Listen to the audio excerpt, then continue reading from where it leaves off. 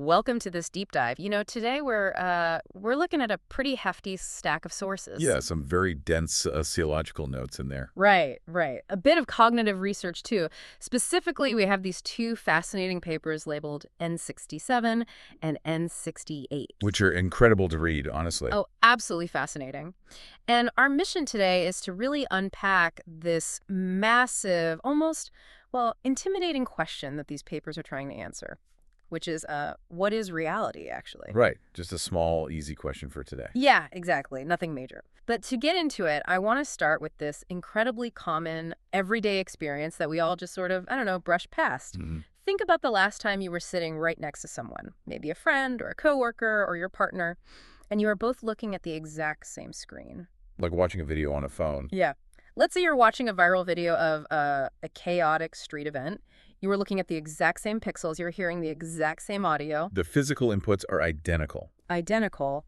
But the reality you both walk away with, it's like you are on different planets. Yeah, completely different planets. One person sees this dangerous, unprovoked riot, right? And the other person sees a justified, peaceful demonstration defending a community. It's entirely fractured. And that is, well, it's the perfect place to start.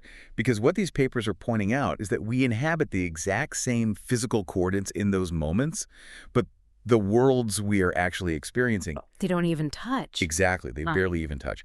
The physical light hitting your retinas is identical, yet the reality constructed in your mind is completely divergent. Right. And we just accept this, don't we? We do, every day. We shrug it off as a simple difference of opinion. We say, oh, they just have a different political view, or they just don't get it. Just a bias. Yeah, just a bias. But when you really pause and look at it, especially for you, the listener, navigating this every single day, it's actually profound. We operate on this baseline assumption that we're all walking around in a shared world. That there's one world out there. Right. But the truth is, we are constantly, continuously inhabiting entirely different realities. So, okay, let's unpack this. Because if our interpretations can completely diverge while looking at the exact same physical object. What does that say about the world we think we share? Exactly. It forces us to ask a rather unsettling but, necessary structural question. Which is? Well, if our realities are constantly splitting like that over a simple video or a news headline or just an offhand comment, why do we even believe we share a reality in the first place? Yeah, why do we assume that? Right. What is the architecture of that belief? Because the source material we're exploring today suggests that our fundamental assumption is flawed. The assumption that reality is just this standalone thing. Exactly. The idea that reality is just a standalone, objective thing sitting out there in the universe for all of us to passively observe, it's completely flawed. I mean, it's flawed because, logically, if reality were just a standalone objective object, we would all see the exact same thing every single time. We'd have to. Right. A chair is a chair. A video is a video. There would be no room for two people to experience different planets while sitting on the same couch. Precisely. Human beings do not recognize reality alone. And we certainly don't recognize it in a vacuum. We aren't just blank slates. No, not at all. We don't just open our eyes and act like blank hard drives receiving data from the world. The reality you are experiencing right now as you listen to this is actually a composite. A composite. Yes. It is constructed through a continuous, incredibly dense overlap of different elements. Okay, an overlap? What exactly is overlapping to create that? Because I have to admit, Yeah. I feel a bit of intuitive discomfort with that idea. That makes sense. Like if you were sitting in your car listening to this right now or holding a ceramic coffee mug, it feels strange, maybe even a little unnerving to think that the reality of that solid steering wheel or that heavy mug is just an overlap of information. It threatens the solidity of things. Yeah. We want reality to be solid. We want the things we can touch to be objective facts. It is entirely natural to feel that unease. We're deeply conditioned, really from childhood, to crave a solid foundation. Of course. We need to know where we stand. Exactly. We want the world to be a fixed point so we know how to navigate it. But if we shift our perspective slightly, the research asks us to see that we don't actually share concrete facts. Then what are we sharing? We share overlapping meanings. Let's take your coffee mug example. Okay. Your experience of that mug isn't just the physical sensation of the ceramic. It feels like it is, though. I know, but it's an overlap of language.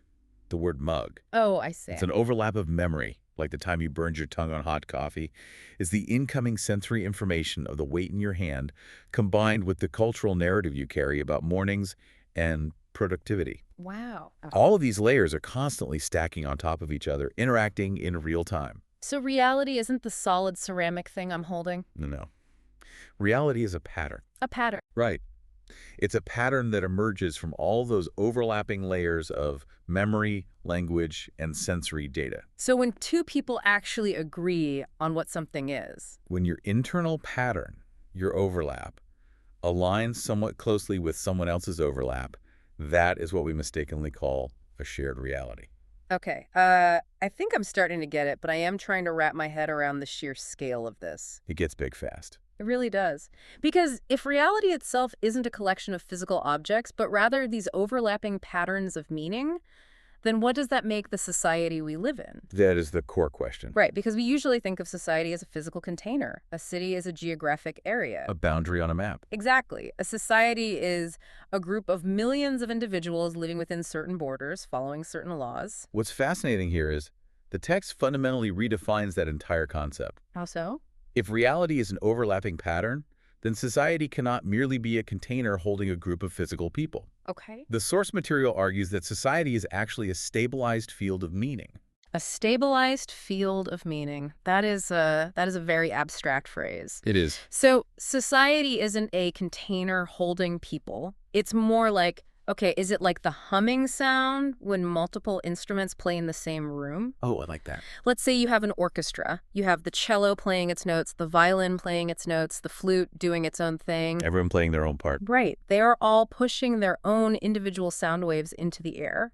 But where those waves cross, where they overlap in the exact center of the room, they create this new hovering sound. Yes. Like a complex vibration that just kind of hangs there, independent of any single instrument. That is a beautiful and honestly highly accurate way to visualize it. Okay, good. I wasn't sure if I was losing the thread there. Not at all. Each individual's overlapping meanings, their personal language, their specific memories, their cultural narratives are exactly like those individual sound waves from the instruments. Right. And when thousands or millions of those waves cross paths in a given space, they create interference. Yeah. So it's not necessarily a clash or a conflict, but more like the complex pattern those waves make when they crash into each other. Exactly.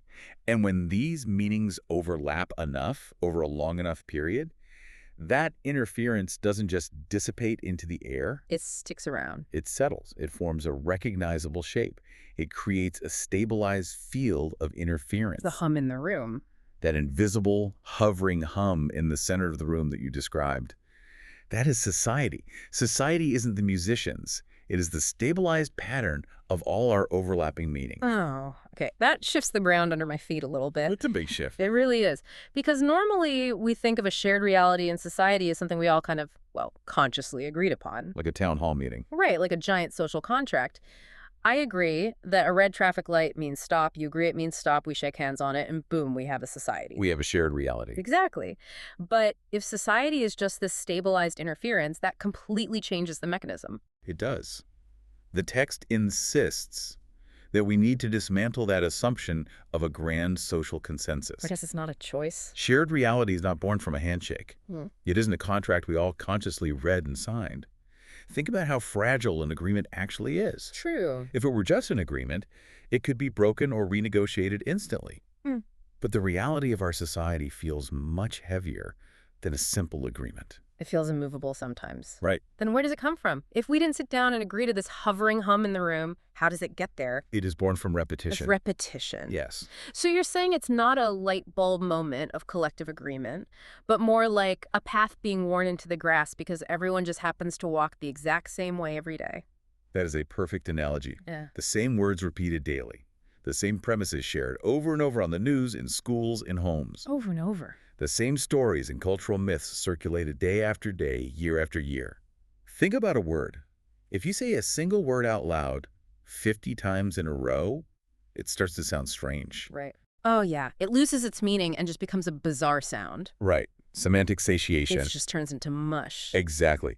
But this is the inverse of that process. The inverse. When millions of people repeat the same layers of information and meaning relentlessly, That interference pattern we talked about, it doesn't turn into mush. It gets stronger. It becomes fixed. It hardens. The path in the grass becomes so compacted it turns into dirt.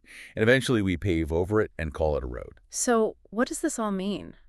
If our shared reality isn't an agreement, but just a repetition that hardened over time, it implies we aren't consciously choosing our reality at all. We aren't. We're just, well, waking up and repeating it. We're repeating the same vocabulary, the same daily routines, the same assumptions about how the economy works or what success looks like. Until the pattern is so incredibly dense we can't even see through it anymore. We just assume it's the natural laws of physics. We don't live in a shared reality because we rationally chose to.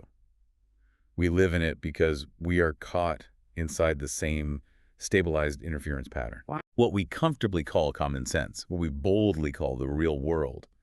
It is simply the point where the repetition has become so dense, so fixed, that it feels solid to the touch. So going back to the two people on the couch watching that video, Right. they aren't believing in the same reality. They're just caught in the same overall pattern. But their local repetitions, the media they consume, the words their family used growing up, are just different enough to construct totally different worlds. Yes. The shared reality is not an objective truth out there in the ether. It's just the hum. It is simply the stabilized interference of our repeated meanings. And when those repeated meanings diverge even slightly, the reality fractures. That is heavy. It changes how you see things. It really takes away that comforting feeling of total rational agency. I'm not logically evaluating the world. I'm just participating in a feedback loop. Right. But it also makes a strange kind of sense. It explains why it is so incredibly difficult to change someone's mind with just facts. Because you aren't fighting a fact. Right. You are fighting a stabilized pattern that has been repeating in their mind for decades. Which brings us to a crucial and perhaps the most profound connection in this material. Okay, let's hear it. We've been talking about society on a macro level. All these people acting as instruments, creating a hum in the room. Right. But if society is this vast, layered interference, what happens when we look inward? Inward. What happens when we zoom all the way in and look at the individual mind? You mean human consciousness itself? Yes. We tend to think of consciousness as a fixed thing sitting inside our brain. We imagine it as a little pilot sitting in a control room behind our eyes, steering the ship and logically making decisions. The voice in our head. Right. But the source material suggests something radically different. Which is? Consciousness is not a fixed entity. It is not a pilot.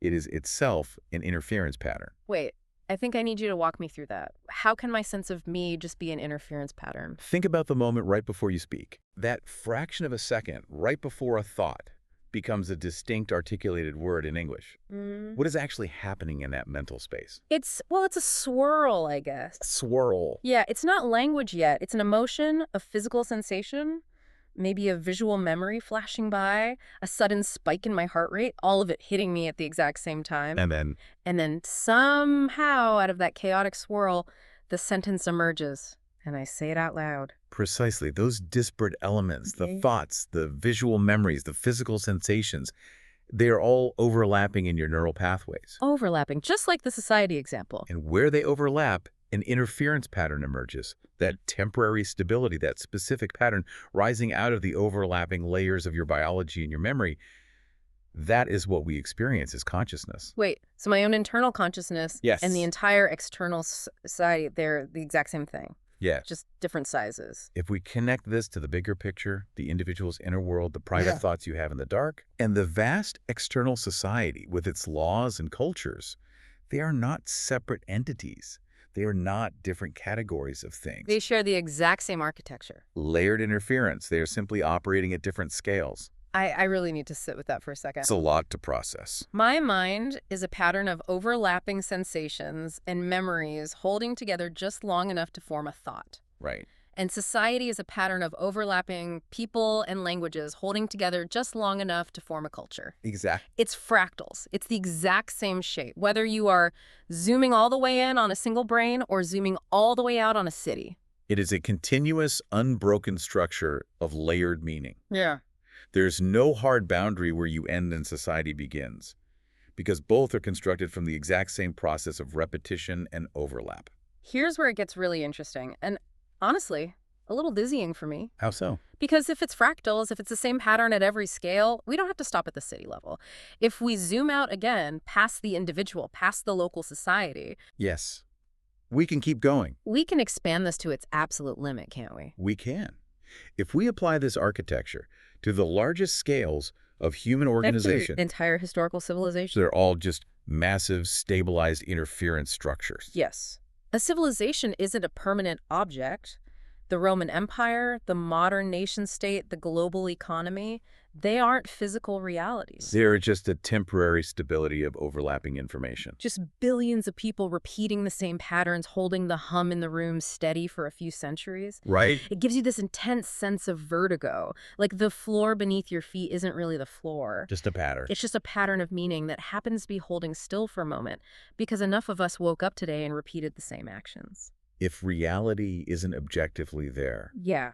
if it is only a temporary stability of overlapping information and meaning, maintained by nothing but our endless repetition, Right. what are we actually seeing? And when or how does that pattern collapse?